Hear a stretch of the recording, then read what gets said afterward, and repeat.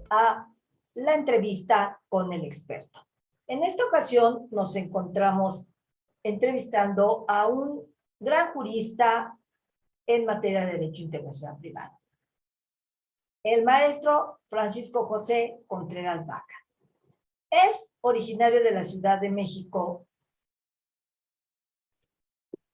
ayer Distrito Federal. Licenciado en Derecho, egresado de la Universidad Nacional Autónoma de México en el año de 1984, en donde obtuvo su título con mención honorífica. Presentó el trabajo recepcional intitulado Análisis crítico de la Convención Interamericana sobre recepción de pruebas en el extranjero y sus proyectos de protocolo. Siendo abogado postulante, es un destacado investigador. Entre sus principales obras se encuentra el Derecho Internacional Privado, Parte General, Derecho Internacional Privado, Parte Especial, Derecho Procesal Civil, Teoría y Clínica, Derecho Procesal Mercantil, Teoría y Clínica, publicados por Oxford University Press. Coautor de la parte relativa al Derecho Internacional Privado de la Enciclopedia Jurídica Mexicana, publicada por el Instituto de Investigaciones Jurídicas de la UNAM y la editorial Porrúa. Es coautor de la obra Contratación Internacional y Comentarios a los Principios sobre los Contratos Comerciales Internacionales de UNITCUA, que publica la Universidad Nacional Autónoma de México en colaboración con la Universidad Panamericana. Es miembro del Comité Editorial del Boletín Mexicano de Derecho Comparado, que publica el Instituto de Investigaciones Jurídicas de la UNAM y forma parte del Consejo Editorial de la Revista Mexicana de Derecho Internacional Privado.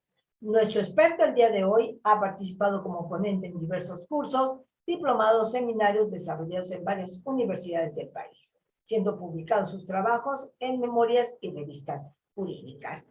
Es profesor de la Cátedra del Conflicto de Leyes y de Competencia Judicial en la División de Estudios de Posgrado de la propia UNAM. Pues realmente su currículum es impresionante, pero a efecto de entrar en materia, debo destacar que estoy frente a uno de los pocos expertos que hay en el hoy por hoy, el controvertido tema del metaverso. Mi querido amigo, seas muy bienvenido y gracias por tu tiempo y paciencia. Al contrario, doctora Alma de Los Ángeles Ríos Ruiz, agradezco la invitación para charlar con ustedes respecto de estos aspectos interesantes del derecho internacional privado en relación con este metaverso. Dígame, doctora, usted coménteme qué considera pertinente que platiquemos este día. Muy bien. Querido y distinguido jurista, ¿qué normas del derecho internacional privado se aplican para determinar la ley, obviamente, que se va a aplicar la jurisdicción competente en los conflictos que van a surgir o que están surgiendo en el metaverso entre los usuarios, los proveedores y los terceros?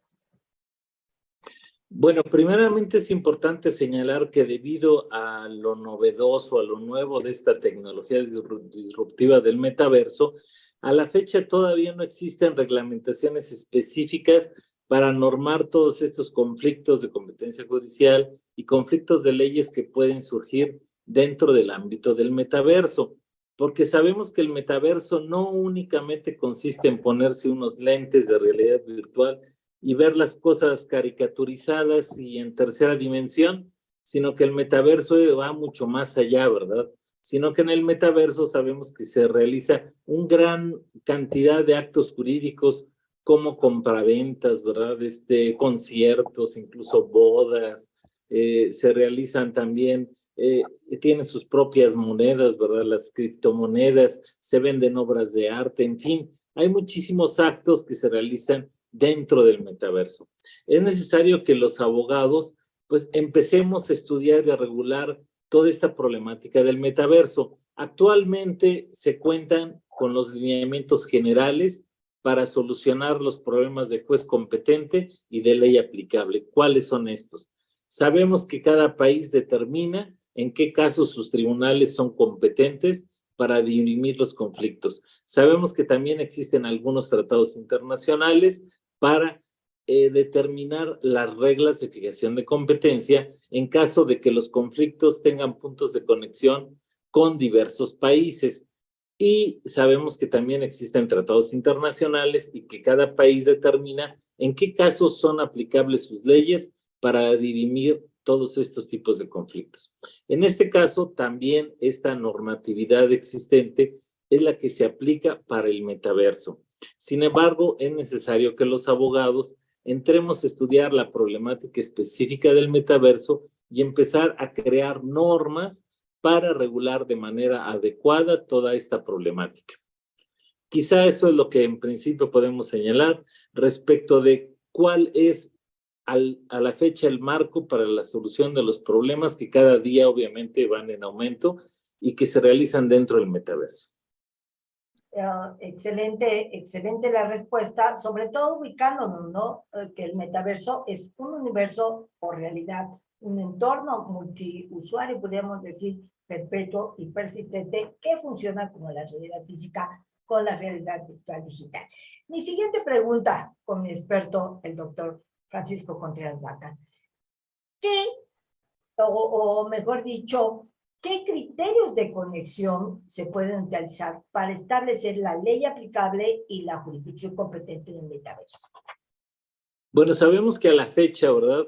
Las legislaciones de los diversos países y también los tratados internacionales toman como puntos de conexión, por ejemplo, el domicilio de las personas, tanto físicas como morales o jurídicas. Bueno, ese puede ser obviamente un punto de conexión que puede ser utilizado también en el metaverso, porque aunque las personas en el metaverso son representadas por su avatar, de todas maneras la persona física tiene su domicilio real y bueno, ese podría ser un punto de conexión efectivo.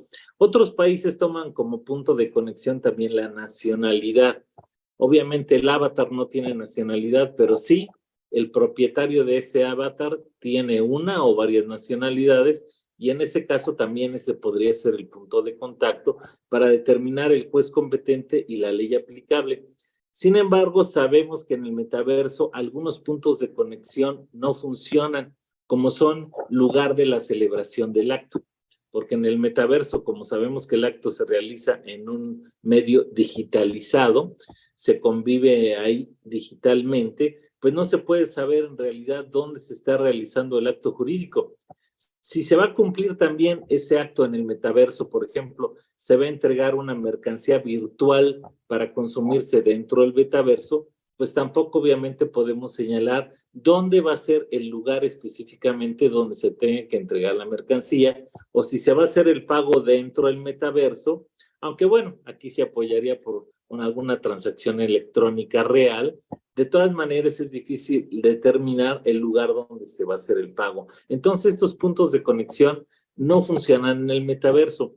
En el metaverso se tienen que utilizar estos aspectos más concretos, como son el del domicilio de las personas, el de la nacionalidad, o por ejemplo un criterio que también se utiliza en el arbitraje, que se conoce como vínculos más estrechos. En este caso, ya sea el árbitro o el juez, tiene que determinar, analizando todos los puntos de contacto del acto jurídico, en realidad con cuál país se encuentra más íntimamente vinculado para de ahí determinar el juez competente y la ley aplicable. Sin embargo, o como lo puntualizaré más adelante a lo largo de esta plática, para resolver los conflictos del metaverso es mejor que se utilice el arbitraje, que es más flexible, a que los jueces de los diferentes países sean los que solucionen la problemática, porque ellos están más limitados. Sin embargo, es importante entonces que para el metaverso se utilicen puntos de conexión concretos, básicamente el domicilio de las personas físicas, para determinar juez competente y ley aplicable para resolver todo este tipo de conflictos que pueden surgir en el metaverso. Excelente respuesta. Entonces recordemos que precisamente el metaverso, ahí estamos en una convergencia de tecnologías, ¿sí? Con la realidad virtual, la realidad aumentada, que permiten interacciones multisensoriales y personas. Mi siguiente pregunta, querido doctor Francisco Contreras, ¿qué mecanismos de cooperación judicial internacional existen para garantizar la efectividad de las decisiones judiciales y arbitrales que se dictan en relación con el metaverso? Bueno, si alguna resolución judicial se dicta en relación con el metaverso, que en realidad a la fecha son pocas, porque el metaverso es tan nuevo que realmente considero que pocos asuntos han sido sometidos a los tribunales o han sido sometidos al arbitraje. Sin embargo, en caso de que se dicte una resolución y el juez tenga que ejecutar esa resolución fuera de su jurisdicción, pues los mecanismos de cooperación procesal que se utilizan son los que ya tiene el derecho internacional privado. Sabemos que cada país establece el sistema para colaborar en materia de ejecución de sentencias extranjeras y también sabemos que existen muchos tratados que señalan, ¿verdad?, cuáles son los requisitos para que un juez pueda solicitar al tribunal de otro país la ejecución de su resolución. Asimismo, los árbitros, sabemos que cuando dictan un laudo, ellos no pueden ejecutar sus decisiones, necesitan el auxilio de los tribunales y los tribunales también gozan de estos mismos mecanismos para cooperarse entre ellos para ejecutar las determinaciones que se realizan de algún asunto vinculado con algún acto que se llevó a cabo en el metaverso. Sin embargo, aquí lo más importante es determinar más bien cómo el metaverso puede auxiliar a la cooperación procesal internacional o cooperación judicial internacional, porque esta cooperación se puede dar fuera del proceso, fuera del juicio, sin embargo, dentro de autoridades judiciales. Por ejemplo, aquí el metaverso juega un papel muy importante. Sabemos que a la fecha ya los jueces se pueden colaborar en materia de desahogo de pruebas en el extranjero. Por ejemplo, si yo tengo testigos en el extranjero, le puedo solicitar al juez de otro país que auxilie al tribunal para desahogar la prueba. Si existe algún perito en el extranjero o hay que hacer una inspección en el extranjero, en fin, el juez puede solicitar la colaboración de otro tribunal para que le ayude en el desahogo de esa prueba. Y sabemos que a la fecha también las leyes nacionales y los tratados internacionales ya permiten, no todos, pero sí en muchos casos, el uso de videoconferencias. Anteriormente se utilizaba la vía del exhorto normal, se mandaba el exhorto, se mandaba, por ejemplo, en caso de que fueran desahogo testimonial, los interrogatorios de los testigos y las repreguntas, y después el juez, una vez que desahogaba la prueba, pues regresaba al juez ya diligenciado el exhorto, pues qué había contestado el testigo y qué había dicho, todo era por escrito y obviamente más tardado, en lo que se enviaba la comunicación, el juez auxiliaba y lo devolvía, pues era más tardado. Entonces, por eso, varias leyes y muchos tratados internacionales ya permiten el auxilio por medio de videoconferencia, ¿verdad? Que el juez solicite al otro tribunal que se realice una audiencia por medio de videoconferencia y por ese medio se lleva a cabo el desahogo de los testigos, en fin.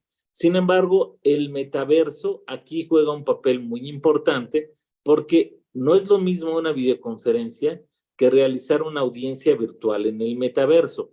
Por ejemplo, tú, doctora Almita, le digo Almita porque fue mi compañera de la generación, e incluso hemos hecho conferencias en el metaverso, es mucho más amplio, ¿verdad?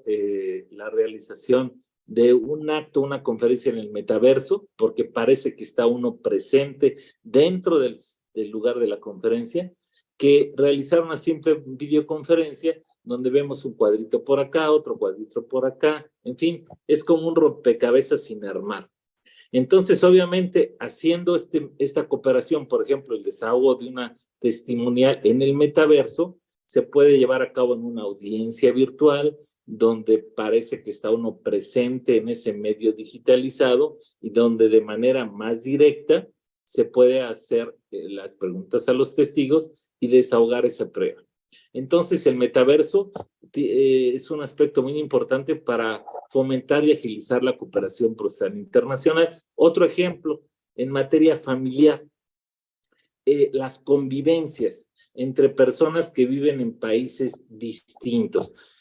Sabemos que cada día es más común que personas de diversos países se casen o tengan algún hijo entre ellas y después a la hora de la separación, pues bueno, viene la guarda y custodia y las visitas. Y las visitas son difíciles cuando los padres e hijos se encuentran en lugares distantes. Sabemos también que en caso de la pandemia, en el caso de México, bueno, se autorizó que esas convivencias se hicieran por videoconferencia y bueno, de esa manera los padres podrían convivir pues de una manera relativa con sus hijos, pero bueno, mejor que no verlos, ¿verdad? Cuando menos lo hacían por videoconferencia. Sin embargo, el metaverso, sabemos que aquí en este mundo, en esta realidad virtual, se puede hacer un lugar donde haya cines, donde haya juegos mecánicos, eléctricos, donde haya lugares de compra, y entonces, de manera virtual, padres e hijos puedan participar en todas esas actividades, incluso pueden hacer compras y después al niño le llegan los juguetes que compró a su casa. Entonces, el metaverso aquí tiene un mundo de posibilidades para fomentar la cooperación procesal internacional y para mejorarla. Entonces, realmente, ese es un aspecto importante del metaverso en la cooperación judicial internacional. Sí, maravilloso, maravilloso, porque el metaverso es un entorno donde los humanos interactúan e intercambian experiencias virtuales mediante, como lo ha señalado, querido amigo, el uso de avatares, a través de un soporte lógico, de un ciberespacio, actúa como una metáfora, ¿no?, del mundo real, pero sin tener necesariamente estas limitaciones, que todas las ventajas que ahorita nos acabas de señalar. Mi siguiente pregunta sería, ¿qué medidas de protección al consumidor se pueden aportar para asegurar la transparencia, la seguridad y la calidad de los bienes y servicios que se ofrecen en el metaverso? Bueno, aquí realmente hay que trabajar mucho en esto de la protección al consumidor, porque obviamente no hay ninguna reglamentación específica para el metaverso. Tendríamos que aplicar las leyes de protección al consumidor que existen de manera general, pero yo veo aquí un problema interesante que solucionar, que es el de la identidad de las partes. Sabemos que a la fecha uno crea su avatar, generalmente uno trata de que se parezca a uno, pero sin embargo, hasta la fecha, claro, yo creo que eso va a tener su desarrollo, pues no hay manera de que la empresa o el metaverso donde voy a participar me escaneara o cuando menos no se acostumbra, pero por el problema de los datos, el Internet y la transferencia de datos, obviamente, de un escaneo de una persona, pues es mucho más amplia y el Internet de las casas no sirve. Pero bueno, en lo futuro sí sería bueno establecer mecanismos para que realmente sepan si yo estoy actuando en el metaverso, que sea yo, ¿verdad? Porque me pueden suplantar, una persona se puede hacer pasar por mí y bueno, con la voz, muchas veces uno identifica la voz, pero si yo no conozco cómo habla la persona, puede ser que una persona se presente diciendo que soy yo, haga una transacción y sea fraudulenta. Entonces, yo creo que un problema muy importante para proteger al consumidor es lograr cómo proteger la identidad de la persona con la que estoy yo comerciando. Otra, si yo pago en criptomonedas, también cómo garantizar la seguridad de esa transacción y después la garantía de los productos que yo estoy adquiriendo, porque sabemos que puedo adquirir productos para consumir dentro del metaverso. Si yo quiero que mi avatar tenga una ropa muy bonita y la compro, o tengo ahí una casa virtual y quiero comprarle muebles y los vendo, bueno, pues también determinar protecciones para esas adquisiciones. Pero además sabemos que yo puedo comprar en el metaverso bienes para que después me lleguen a mi casa, ¿verdad? Como lo hago actualmente con Amazon y todas esas empresas que se dedican al mercadeo por internet. Bueno, en el metaverso también se puede haber un mercadeo, claro, es mucho más amplio, más específico, realmente es otro tipo de adquisición porque pareciera que yo estoy ahí en la tienda comprando, pero obviamente toda esa compra-venta tiene que tener sus protecciones al consumidor, sus garantías, y es necesario que las leyes de protección al consumidor se adapten al metaverso, cosa que a la fecha pues todavía no existe. Hay que trabajar mucho al respecto. Sí, definitivamente coincido contigo. En un sentido más amplio, pues el metaverso puede indiscutiblemente referirse no solo a los mundos virtuales, sino a las experiencias multidimensionales de uso y aplicación de la Internet en su conjunto el espacio que combina la web 2.0 y la realidad aumentada, la tecnología, digamos, de tercera dimensión y la realidad virtual. Mi siguiente pregunta, ya con esto nada más me faltaría esta y la que concluye. ¿Qué instrumentos de solución alternativa de controversias se pueden utilizar para resolver los conflictos que obviamente se generan en el metaverso, tales como la mediación, el arbitraje o los tribunales virtuales, querido doctor José Francisco? Sí. Debido a que en ocasiones es difícil determinar qué juez es el competente para un acto que se realiza en el metaverso, es mejor que las partes, incluso antes de ingresar al metaverso o al momento de ingresar al metaverso, acepten que en caso de conflicto se van a someter a un arbitraje que puede realizarse incluso dentro del propio metaverso. ¿Y por qué?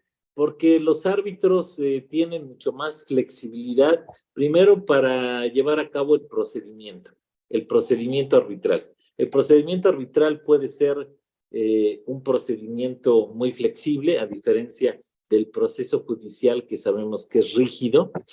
Y también los árbitros, en cuanto al derecho aplicable para resolver el conflicto, sabemos que ellos tienen mayor libertad para determinar, elegir ese derecho, o incluso se puede autorizar, las partes pueden autorizar que se falle en conciencia, es decir, que el árbitro falle sin tenerse que sujetar a ninguna regla de derecho, sino que lo haga de acuerdo con su leal saber y entender en la materia, en conciencia, en equidad, como arbitrador.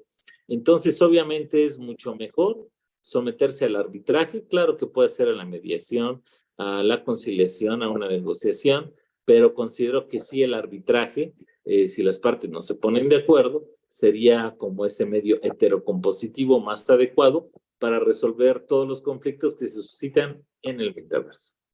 Y qué interesante estos medios, porque pues hasta ahora hemos identificado, ¿no?, usos aplicables al metaverso en el terreno del entretenimiento, la teleeducación, la telesalud, en el campo de la economía digital, en donde pues como tú lo señalas certeramente, comienzan a emerger nuevas formas de valor como son los tokens no fungibles. Mi última pregunta, y con eso cerraría esta brillante entrevista que nos has aclarado un panorama que pocos juristas conocen y dominan como tú. ¿Qué desafíos y oportunidades presenta el metaverso para el desarrollo del derecho internacional privado, tanto a nivel doctrinal como a nivel regulatorio? Sí, bueno, el para el derecho internacional privado, como bien lo señalas, ofrece oportunidades y presenta también amplios desafíos. ¿Cuáles son las oportunidades del metaverso? Una oportunidad muy importante es en cuanto a la enseñanza. Y en caso del derecho internacional privado, bueno, la enseñanza de la materia del derecho internacional privado. Sabemos que en el metaverso podemos estar inmersos dentro de un auditorio, dentro de un salón de clase, y además, por ejemplo, se pueden hacer incluso recorridos virtuales a organismos internacionales que realizan tratados o elaboran tratados de derecho internacional privado. En cuanto a arbitrajes comerciales internacionales, sabemos que se puede hacer una sala de audiencias, bueno, que de hecho ya existen, y se pueden llevar a cabo simulacros de arbitrajes comerciales internacionales o de juicios vinculados con el derecho internacional privado, ya dentro del metaverso. Entonces, el metaverso ofrece para la enseñanza de la materia un aspecto sumamente importante. Ahí podemos decir que es donde se vive el derecho internacional privado. No nada más se enseña, sino que se vive. Entonces, para la enseñanza es muy benéfico el metaverso. Esa es una oportunidad. Una segunda oportunidad, como lo señalaba, es en cuanto a la cooperación procesal internacional, porque el metaverso puede auxiliar a los jueces a el desahogo de pruebas fuera de la jurisdicción, en estas audiencias virtuales que se lleven a cabo en el metaverso, que ofrecen muchas más oportunidades y ventajas que una simple videoconferencia. También, como lo señalaba, la cooperación procesal internacional en materia de visitas entre padres e hijos que están en lugares distantes. Esas son algunas de las ventajas que ofrece el metaverso para el derecho internacional privado. Y de los desafíos del metaverso para el derecho internacional privado, pues bueno, primero sería crear normas específicas para determinar cuál es el juez competente en caso de conflicto o para establecer reglas específicas para los arbitrajes que se lleven a cabo para esta problemática del metaverso. Y también es importante crear normas para solucionar todos los conflictos de leyes que se suscitan con motivo de todos estos actos que se llevan a cabo dentro del metaverso. Y como también ya alguna vez lo habíamos comentado, doctora, por ejemplo, cuestiones de protección de la propiedad industrial, ¿verdad? Marcas, patentes, y la protección sobre todo de datos personales que se otorgan a la empresa al momento de que creamos un avatar, y también desafíos en cuanto a la identidad de las personas dentro del metaverso, porque ahí actúan a través de su avatar. Algunos dicen que bueno, que es una careta que está escondiendo a la persona, y realmente no es así, sino que es el instrumento, el avatar, el instrumento mediante el cual la persona actúa en el metaverso, porque sabemos que es un mundo digitalizado, ¿verdad? Parecido al mundo físico. Algunos me han dicho es que parece todo caricatura y como que le falta. Realmente la tecnología, porque algunas empresas ya lo utilizan, por ejemplo, empresas automotrices, ya tienen fábricas en el metaverso que realmente son muy similares a las reales, pero para eso se requiere un internet de transferencia de datos muy amplia. Entonces, en el momento que ya lleguemos a esa capacidad técnica, pues se podrían hacer lugares muy, muy similares a los actuales, personas muy, muy similares a las personas físicas, y que el metaverso pues fuera realmente al 100% una realidad virtual. Y eso yo creo que en algunos años así va a ser. Definitivamente coincidimos, querido amigo. Y ahorita te voy a entregar tu reconocimiento agradeciéndote que nos hayas otorgado estos minutos de tu agenda. Y solamente traigo a colación las palabras de Neil Stephenson, ¿no? La palabra avatar, en el sentido en que es usado en la novela, así como el metaverso, son invenciones propias que obviamente surgieron cuando ciertos términos existentes como realidad virtual eran demasiado imprecisos para ser usados. Pues a nombre de la Universidad Nacional Autónoma de México, del proyecto PAPIME PE 300-922, Modelo Centennial de Enseñanza para Nuevos y Mejores Abogados, plataforma EJA, otorga la presente constancia al doctor Francisco José Contreras Vaca por su destacada participación en la sección denominada Entrevista con un verdadero experto, en la que se abordó el tema aspectos legales del metaverso en el ámbito del derecho internacional privado, llevada a cabo el día de hoy, 20 de septiembre del año 2023, en la Facultad de Derecho UNAM, vía remota. Suscribe el corresponsable, doctor Ruperto Patino Manfred, y la de la voz, en calidad responsable, su servidora Alma de Los Ángeles Robles. Muchísimas gracias, querido Francisco. Espero que no sea la última vez, sino que nos puedas seguir acompañando en otras entrevistas con un verdadero experto en materia de metaverso. Bueno, agradezco el reconocimiento, y para concluir, que quisiera señalar, como dijera, parafraseando a Aristóteles, que el metaverso es como una tabula rasa, o como dijera también Hugo Grocio, padre del derecho internacional, es una mare liberum. Y para aquellas personas que son agnósticas al metaverso, pues como dijera Galileo Galilei, y sin embargo, entonces, gracias y por la invitación, y con todo gusto, pues participo en alguna otra ocasión cuando ustedes así lo decidan. Gracias. Muchas gracias.